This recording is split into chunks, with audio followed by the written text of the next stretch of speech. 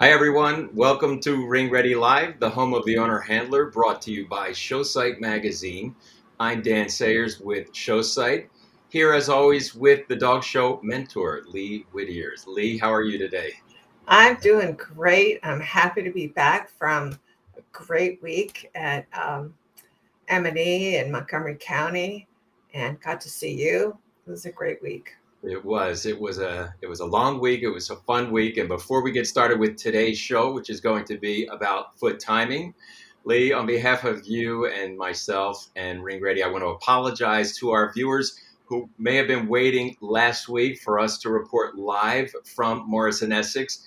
We had every good intention, y'all, and we had some technical difficulties, and we were not able to report to you live. So please accept our apologies. We hope that you managed to fill that 30 minutes in your Wednesday, and we're happy to be back with you again today.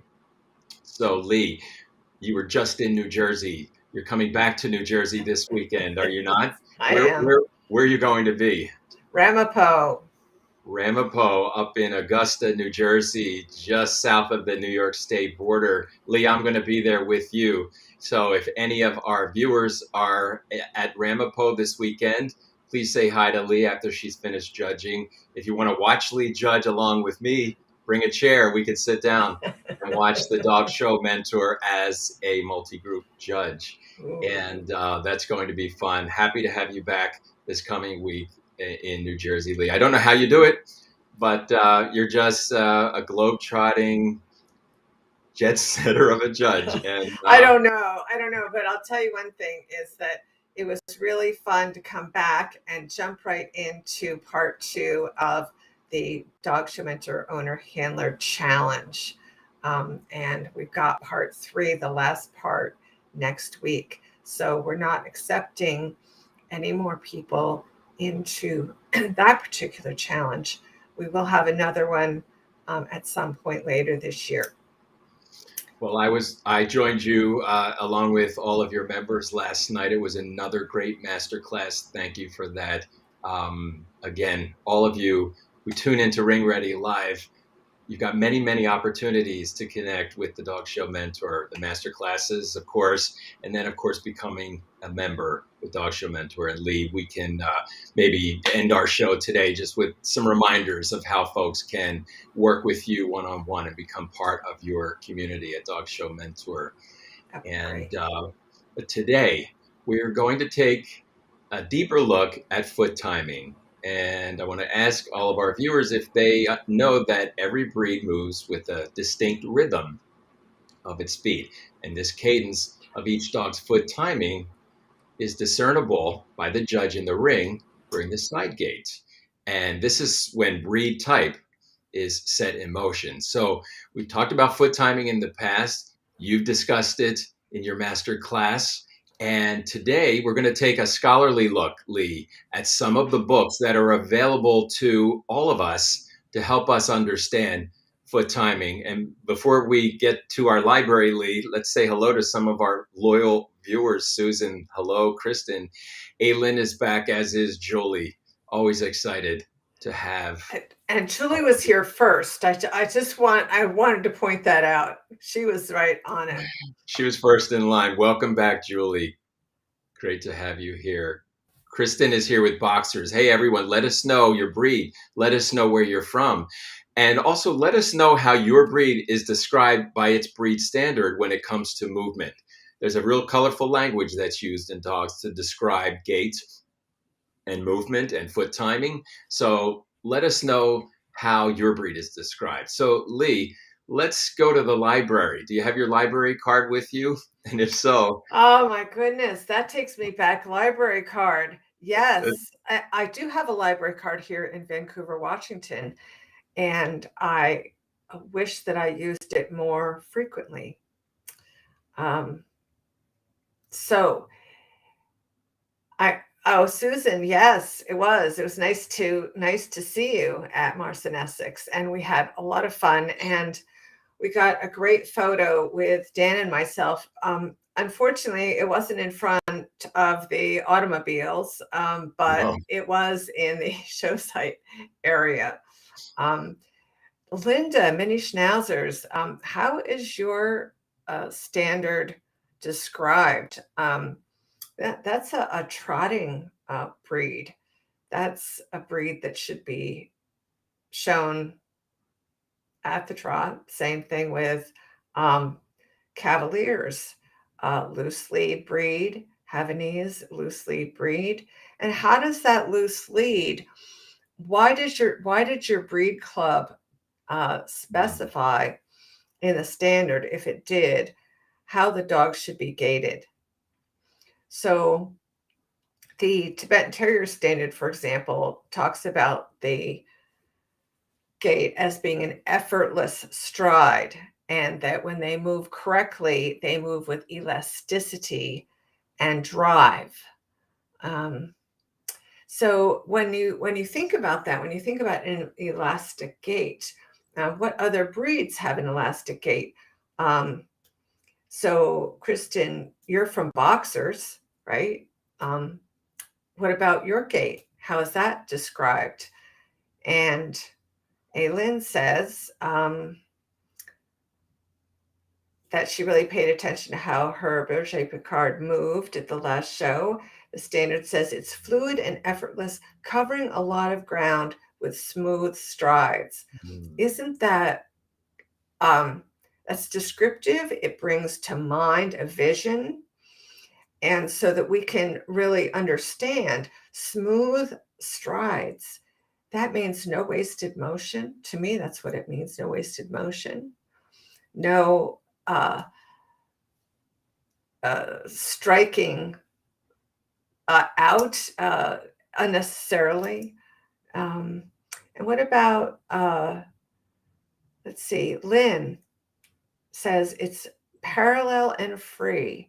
And that is the Danish Swedish farm dog standard. Ah, the Beaver Terrier moves with confidence and pride. Mm. That's interesting. Movement should be graceful, smooth, and straightforward without being stilted or hackneyed. That is a problem in some of those toy breeds, is that hackney movement. Meg says the Ibethan light, graceful, single tracking gait, suspended trot with joint flexion. So in that standard, and I've been studying your breed for a while. The statement of joint flexion is or can be uh, misunderstood about what that exactly means. Is that lift? Is that how much flexion is it? Is it off the Right. ground, on the ground? Is it normal joint flexion? So that's a very curious standard. The Border Terrier, straight and rhythmical, before and behind, good length of stride. And Sarah talks about the Ibethan as well. So we have like a treasure trove of Ibethan people here. Gait, an efficient, light, graceful, single tracking movement, right? Exhibits smooth reach in front with balanced rear drive.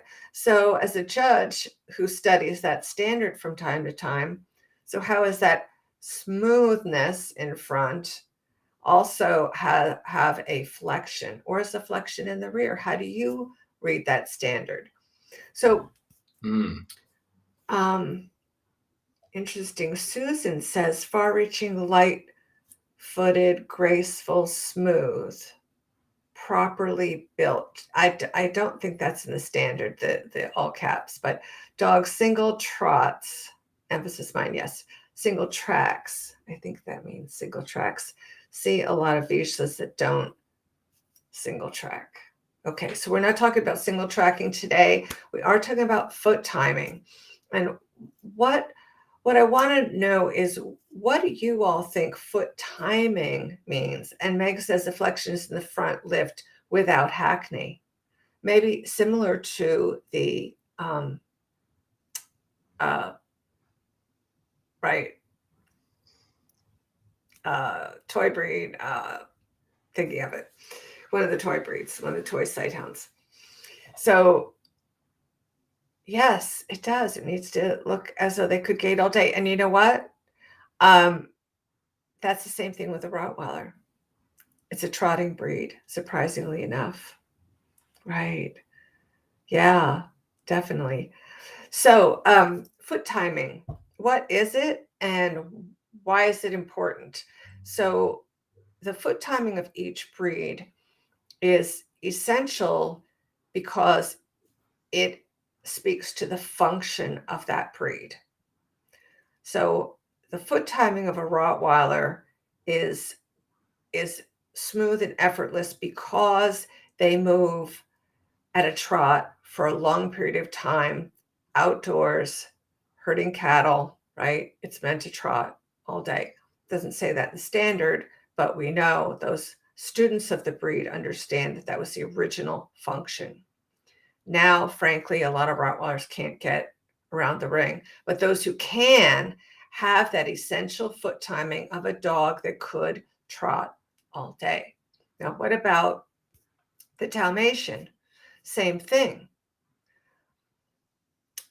What about the boxer? Smoothly efficient, level back, ground covering stride, powerful drive emanating freely operating rear.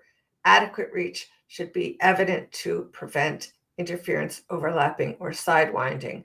And Kristen, what does it say about elasticity in your breed? All right. Sometimes you have to look to a different part of your standard other than the gait section to find little tidbits of inclinations of how that dog should trot. Yeah, same for Siberian, trot all day while they're pulling a light load, right? All right. So foot timing is the cadence, right? Dan and I both have a stack of books because we both have these huge libraries. And Dan, why don't you tell people what you found and why you think, because you and I have a little bit different idea about this, but I want them to hear from you what you think about what you found in the books that you looked at. Thanks, Lee. What I've found in the books is an understanding that I've arrived at based on all of the books that I've read and all of those volumes that are in my library. And there's a surprising number of very well researched books on canine movement. And we'll talk about some of those specifically. And we hope that we can leave a list for all of you, a reference list, so that you can add these books to your personal library. Everybody should have these books. But what I found is that the language that we use to describe movement in dogs, and in fact, dogs in general, has evolved over time. And I feel that as technology allows us to view dogs in greater detail, the language evolves as well. And a lot of these books that I've read borrow strongly from previous books, but the technology has often allowed our understanding to grow and the language that we use to describe movement in dogs to grow as well. So, one of the books that has been referred to for as long as I've been interested in reading about dogs is right here, excuse me, The Dog in Action by McDowell Lyon. This was the first book in my library that I had that addressed the dog in motion. And there's a lot of illustrations by the author. And pardon me, I have to sneeze. It's the dust on the book. Uh, pardon me. You know, I'm a guy who loves books, but I'm allergic to the dust. But I still read them anyway. But this book really gave me an understanding that to really understand every breed, we've got to start to imagine them from the inside out. And the language that McDowell Lyon uses does just that. But of course, he was limited to being able to see the inside of dogs by his hands. You know, Lee, as a judge, you know that your hands verify what you think your eyes see or what your eyes think you see. So your hand can sort of find those angles, find those joints, find that elbow, and you get a better understanding of what's going on. This book attempts to illustrate what the hand finds on various breeds, and they're illustrated in various gaits: the gallop, the walk, the trot, the flying trot, and so on. Uh, Another book that takes that one step further is Rachel Page Elliott's Dog Steps. And this is the one that I find is most often referred to by today's exhibitors. This is the new Dog Steps. The original was published in 1973. The Dog in Action was published in 63. And you can find some of the same language is used in both. The difference here in the new Dog Steps is that the author, Rachel Page Elliott, who was a golden retriever breeder and very instrumental in making us all aware of the importance of X-raying hips. Yeah. She sort of spearheaded that, and I believe she was on the board of the OFA. But in the new Dog Steps, she used the technology that she was introduced to at Harvard University, where she created living X-rays, if you will, that through radiography and I think fluoroscopy. I'm not sure if that's the right term. Mm-hmm. But for the first time, we were seeing our dogs in motion on a treadmill, but we got to see how the skeleton moved at various ways of motion for the dog. This was hugely influential to dog breeders, exhibitors, dog judges. And if this isn't in your library, it needs to be. And but again, what you find that 20 years on, from 63 to 73, and then the reprint in 83, you can see that some of the terms are in response to we can now see inside the dog. And so there's a different understanding of the skeleton. And before I forget, I just want to let our viewers here at Ring Ready Live to know that Showsite has a column by another judge, Stephanie Hedgepath. She has been authoring Form Follows Function, which is a series that appears in every issue of Showsite. She takes certain parts of the dog, the anatomy of the dog, a certain part of the skeleton, even the shoulder, for example, and does all of the digging for us. And I encourage all of you, it's a great way to get familiar with the anatomy of your dog, standard and in motion. Anyway, reread those. And of course, while I'm talking about that, Lee, everybody can also brush up on your articles in Ring Ready and mine as well. Of course. But they're always available on your tablet, on your phone, on your laptop. So anyway, I'm taking a lot of time, Lee, but these are two must-haves in the library, and I'm sure they're in yours as well. They are, and more, as I'm sure, as I know you have. The two of us are book geeks, and so let's get back to defining more clearly foot timing. But let me just go back to, I agree with Dan that we as a sport have developed our language and our approach due to technology. And at the same time, I found that in none of these books, and I've got 6 sitting on my desk with others in the library, none of them actually use the term foot timing, even the recent ones. And some of the recent ones that are on structure don't even talk about footfall, foot timing, anything. But I remember back in the 80s and 90s talking about foot timing with my friend, who was also a mentor to me, and she was a horse person. And I think that, frankly, Dan, people in the know, the smart people, did talk about it then, but it wasn't a thing. It wasn't something that was out there for the masses. It was only for people who were either in another breed, in another sport, that and that's how we came upon that term. I think it's a borrowed term from the horse. And so if you're a horse person, feel free to dive in here and let us know on the chat what you think. But it's how the dog's legs move in harmony with one another for their standard, for their breed, for the function of their breed. And that's really what foot timing or footfall is about.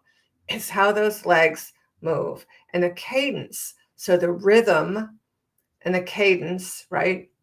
So we've all seen the Tour de France and how the bicyclists all move their legs together and the wheels go around together, right? Well, it's the same thing with the dog. He has a cadence and a rhythm. And think of a metronome, boom, right? The metronome goes back and forth and it has a rhythm, right? And sometimes that is a 4-beat gait, sometimes it's a 2-beat gait. And in dogs, different breeds have different representations there. So we're really excited to talk about this with you because also the cadence as an owner handler, not only you are identifying your dog's cadence and foot timing for his breed, so you're learning the standard more deeply, but the other part of this is your cadence with your dog as you move it around the ring. So last week at Montgomery County, I noticed, and I've noticed a lot, but so we've got okay, so I was doing a session, a live open session, and someone asked me, what is the terrier walk? I said something about, well, with this breed, you're doing the terrier walk. And they said, what is the terrier walk? And I'm like, oh my God, you know what the terrier walk is. So, so that is the cadence that the handler uses to mark the cadence of the dog's steps and to arrive in harmony and be in harmony at all times with that dog. That is cadence. So, and the cadence of a terrier handler with a Kerry Blue Terrier is not the same as with an Irish Terrier, which is not the same as a Fox Terrier. So these are the kind of things that we talk about at Dog Show Mentor in your different breed and how you can enhance the look and the presentation of your dog to the judge by having the right cadence with your dog's foot timing. All right. Lee, you just had me thinking. I think we can tell who the terrier handlers are even when they don't have a terrier with them by the way they walk, because they have that walk even without a dog on lead. But Some of them definitely do. right. That's Right. terrific. What are some of the books that are in your library, Lee, that you might be able to share? Well, the ones that I pulled out, this is an interesting one. Bob Burnt's book, uh, Judging The dogs. Science and Techniques of Judging Dogs. And that was a little controversial when it came out, but I still like it. It has a lot of good information. Funnily enough, when I struggled with the books that were on movement, I came to this one, The Winning Edge, which also didn't have the exact, it didn't talk about footfall, but there's so much else in this book that honestly, if you haven't read it, you have to. I wholeheartedly agree. Of course, Paige Elliott, right? Of course. And I came up with the dog locomotion and gait analysis. Do you have this one? Who is that by? No, I believe I have the hardcover, perhaps. That's Curtis Brown. No, but that one is mentioned in a book that I'd like to show you shortly. But I know we um, could sit here all day long and yeah, show you our books like woohoo. yeah, it's good being a book geek, I find. But there's Mhm. no longer any time to really read them the way we would like to. I'm sure Well, that's I've had to give up novels. uh, Yeah, well. There's always show site and ring ready for those that's cross right. country flights where you can catch up on your reading. That's right. Curtis Brown. He's quoted in a book that I'd like to share with you. This one is Dogs in Motion. It was published in Germany, I believe. It I is don't know that translated one. into English. Right. This is as scholarly a study of dog movement as I've ever found. And it is authored by Martin Fisher and Karin Lilje. I hope I'm saying that name correctly. Two researchers who were funded, I believe, by the German Kennel Club and other associated clubs. 32 breeds were studied. More than 300 dogs were analyzed in great detail through videography, um, X-ray technology, not unlike what Paige Elliott did, although I believe far more advanced. And in some cases, in all cases, the dogs were measured. Little points were put actually on the dog's joints at very, very specific locations. The dog was then moved at various movements on a treadmill, and those were measured by 6 different cameras. And when two of those measurements aligned, they were recorded in 3 dimension. So these dogs were studied again 3 dimensionally, and then the analysis. If you're a data person, anybody, I am not, but the breeds are analyzed at every one of the different movements, and every joint and every bone is measured. And there are then graphs that are used. Here's a great example that we often talk about reach and drive, but on this Yeah. graph, they are measured for the breeds. And you can see that a German Shepherd from the show ring moves differently than a German Shepherd dog bred for performance. And the sporting breeds often move differently than, say, a Terrier, for example. And then there, of course, are ranges because there were more than one dog of each breed that was used in the study. But again, an exhaustive analysis with a lot of good information about the history of dogs. And more specifically, before I forget, Lee, what I really take away from all of these books is that an understanding of dog movement is really going to help judges, help exhibitors, help breeders to continue to support the health and longevity of dogs, because dogs that are built to move all day, as we like to say, are going to be healthy dogs. They are going to be long-lived dogs.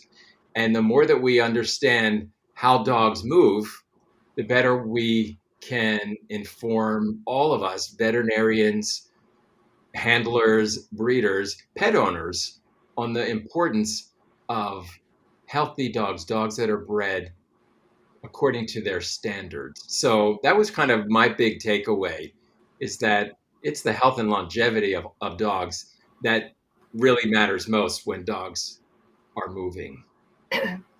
Well, it does, and it's also so. And since that's what judges do, is to Mhm. evaluate breeding stock. So what we do is through evaluating breeding stock is creating. The more we know about movement, the better we can evaluate them for their long-term health and wellness, or so we think. But the question is that really true? Because can we, with the naked eye, do what they can do in that book, or does it just help us identify new areas that we need to observe more carefully? Those are some questions I'm not sure I have the answers to. Yeah, those are great. And maybe someone listening is the researcher who's going to take those questions and do a little digging, produce the next volume on dog movement and And motion. and Aileen, I believe, just told us that she saw the YouTube video of this book, Dan. So I think you and I are going to have to go and watch that if we haven't already. Yes, I neglected to mention that Dogs in Motion also comes with a DVD. So if you're not a data geek, as I am not, but I do like to watch a video now and again, it's a little more easily understood thanks to the DVD. Is that still in print, Dan? I am not certain. It was published in 2011, so it's 10 years old. And I'll do a little research and find out, Lee. But definitely, you can Because borrow my I'm seeing DVD. Christmas coming. Yeah, I'll tell you, that book really got me thinking more, well, differently about movement. When we say reach and drive, we know what we see in the ring. Sometimes it's tremendous and sometimes it's not breed appropriate. But in this book, it's measured. And the lift, we often talk about reach and drive, but we don't want to see the lift and the hackney motion that we were talking about earlier. This book actually measures all of that.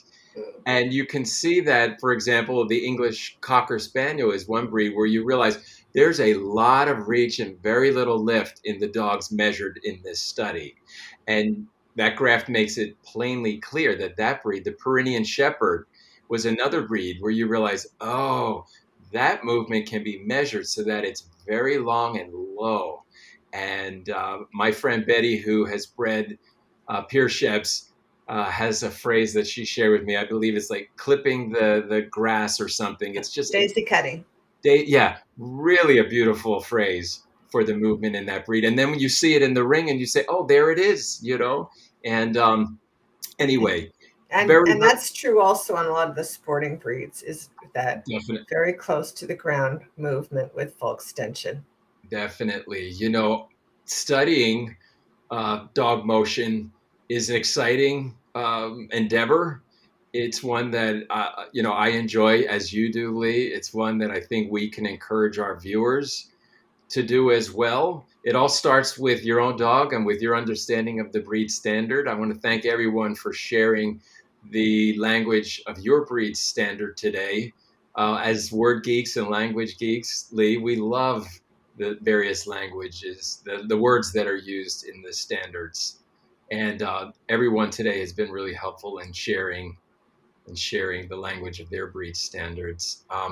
Look for the links here in our chat, in the comments section. Our producer, Alex, has been kind enough to share links to some of the books that we were referencing today.